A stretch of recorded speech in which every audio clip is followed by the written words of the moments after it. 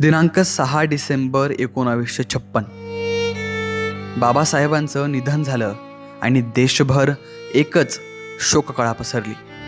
लाखो निराधारांचा प्रज्ञासूर्य मावळला. जुनी माणसं आजही तो दिवस आठवून गहिवरून जातात. छत्रपती संभाजीनगर शहरात राहणाऱ्या खंडाळे आजींना आजही तो दिवस आठवतो. आपल्या आयुष्यात बघितलेला जातीभेद आणि बाबासाहेबांमुळे झालेला बदल सांगताना त्यांचा कंठ दाटून येतो.